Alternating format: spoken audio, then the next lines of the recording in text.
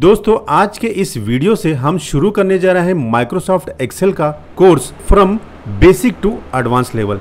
Even अगर आपको कुछ भी नहीं आता एक्सेल के बारे में तो भी आप इस वीडियो को देखकर बेसिक से एडवांस लेवल तक सीख सकते हो। तो चलिए शुरू करते हैं। तो दोस्तों जब भी आप कंप्यूटर ओपन करेंगे तो यहाँ पे इस तरह का आपको स्क्रीन दिखाई देगा। आपको एक्सेल स्टार्ट करने के लिए चाहो तो आप यहाँ से एक्सेल स्टार्ट कर सकते हो। यहाँ पे मैं एक्सेल अगर टाइप कर देता हूँ तो यहाँ पे आप देखेंगे कि एक्सेल का 2016 का वर्जन दिखाई दे रहा है।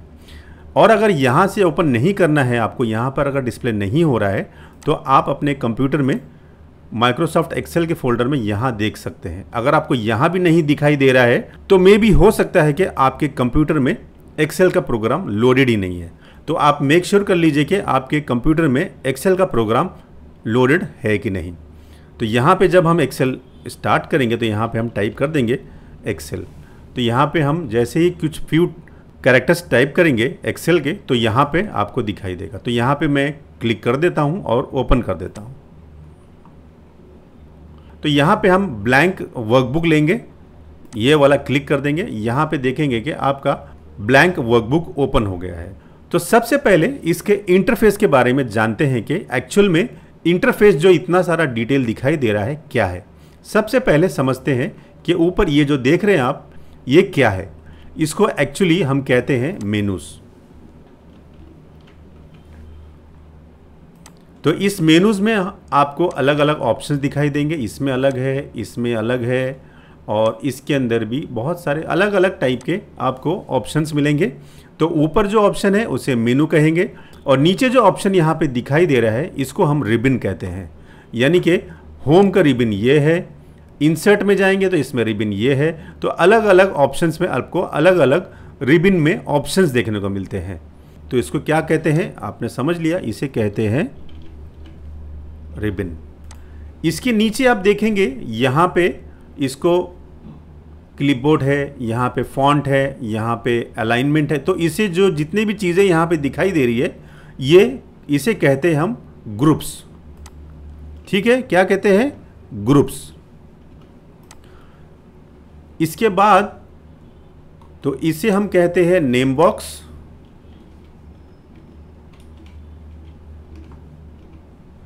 नेम बॉक्स में हमारे सेल के एड्रेसेस होते हैं। यानी कि जिस तरह से ये सेल का एड्रेस है M6 दिखा रहा है, यहाँ पे क्लिक करूँगा तो ये O6 है।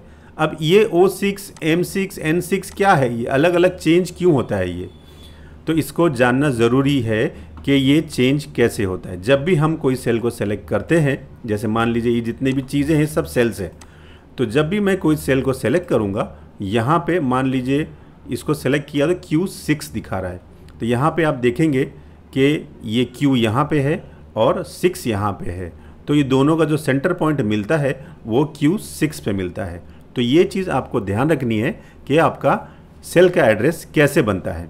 तो यहाँ पे अगर मैंने सेल को सेलेक्ट किया तो ये R यहाँ से पकड़ेगा और 6 यहाँ से पकड़ेगा, तो ये R6 हो जाएगा। नेक्स्ट आता है हमारा फॉर्मूला बार। ये जो एरिया देख रहे हैं आप इसको कहते हैं फॉर्मूला बार।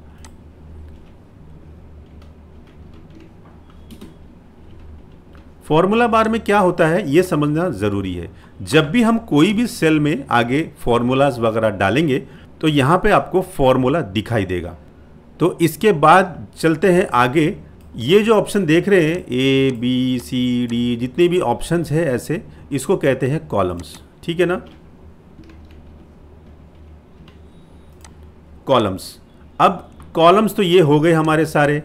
अब इसके बाद यहाँ पे आप देखेंगे ये भी सारे ऑप्शंस है। तो इसे क्या कहते हैं? इसे कहते हैं रोज़। ROS वाला रोज़ नहीं, ये होता है ROWS वाला रोज़। यानी कि ये रोज़ हो गया, ये कॉलम्स हो गया। तो ये बहुत याद रखने की चीज़ है। जब भी आप आगे बढ़ेंगे तो हम कॉलम और रोज़ का काफ़ी यूज़ करेंगे। तो आप ये ध्यान रखिए कि आपको ये वाले चीज़ों को हम कॉलम कहते हैं और ये वाले चीज़ को हम रोज़ कहते हैं।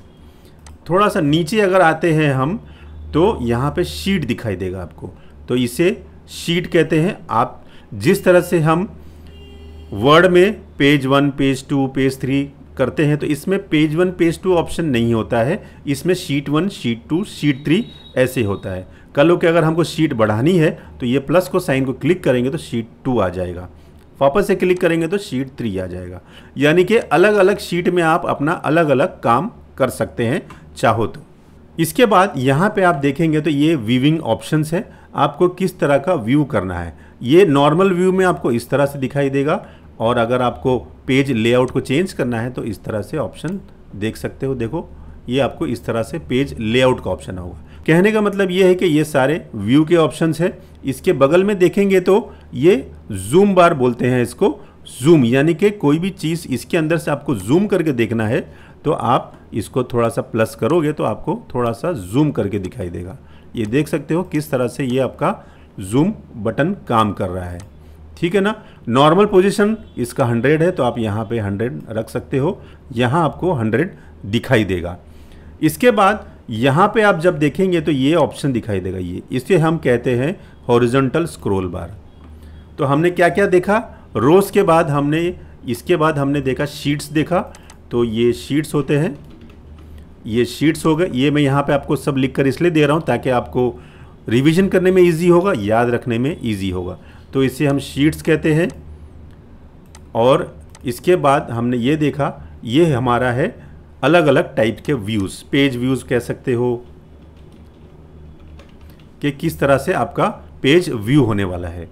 इसके बाद हमने देखा कि ये जो चीज़ें हैं इसे हम कहते हैं हॉरिजॉन्टल स्क्रॉल बार। क्या कहते हैं, हॉरिजॉन्टल स्क्रॉल बार, ठीक है। यहाँ पे हम देखेंगे तो यहाँ पे आपको वर्टिकल स्क्रॉल बार इसे कहते हैं। ये जो ऊपर नीचे करने का ऑप्शन आ रहा है इसे हम कहते हैं वर्टिकल स्क्रॉल बार, ठीक है। और ये वाले ऊपर जो ऑप्शन देख रहे हैं आप, ये आपको आई होप कि आपको मालूम होगा, इसे मिनिमाइज कहते हैं। यानी कि जब आप उसको क्लिक करेंगे तो आपका ये मिनिमाइज यानी कि यहाँ पे आके रुक जाएगा, प्रोग्राम आपका चलता रहेगा, यानी कि नीचे मिनिमाइज हो जाएगा। बीच वाला जो ऑप्शन देख रहे हैं इसे हम कहते हैं रीस्टोर, यानी कि जब हम इसको क्लिक करेंगे तो रीस्टोर इस तरह से छोटा ऑप्शन छोटा स्क्रीन में फिट हो जाएगा।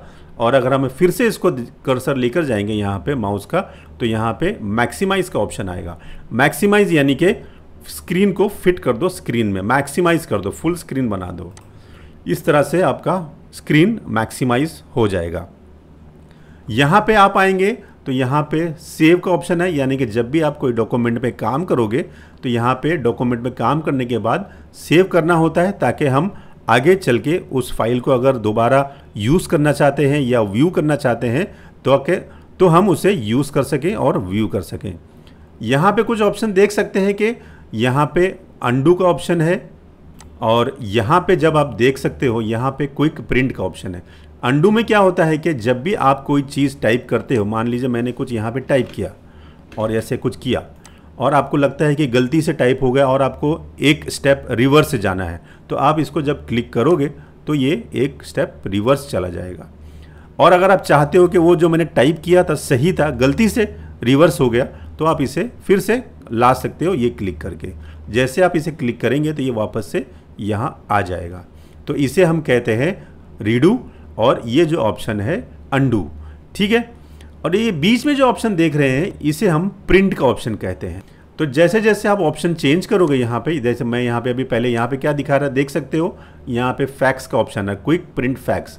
अगर मैं यहाँ पे जाके चेंज करता हूँ और यहाँ पे मैं ले लेता हूँ मान लीजिए सेंड टू वन नोट 16, और मैं यहाँ पे बैक जाता हूँ। अब यहाँ पे जाओगे कर्सर रखोगे, देखो क्या आ गया, सेंड टू वन नोट 16। यहाँ पे अगर मैं फिर से कोई चीज़ चेंज करूँगा, अगर मैं चेंज कर देता हूँ माइक्रोसॉफ्ट एक्सपीएस डॉक्यूमेंट, तो यहाँ पे जब बैक जाऊँगा और वापस से क्लिक करूँगा, सॉरी मैं यहाँ पे जब भी माउस का कर्सर रखूँगा, यहाँ पे आप देख सकते हो कि quick print Microsoft XPS document आ रहा है।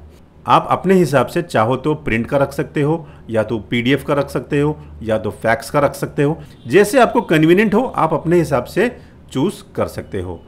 अब यहाँ पे एक और ऑप्शन दिख सकता है कि ये है रैप टेक्स्ट। रैप टेक्स्ट क्या है एक्चुअली ये आगे हम सीखेंगे, लेकिन इंटरफेस का टॉपिक चल रहा है तो ये हमें समझना ज़रूरी है यहाँ पे कि रैप क्या होता है। मान लीजिए फॉर एग्जांपल मैं यहाँ पे लिखता हूँ राजेश कुमार, एग्जाम्पल के लिए मैंने कोई भी एक नाम ले लिया।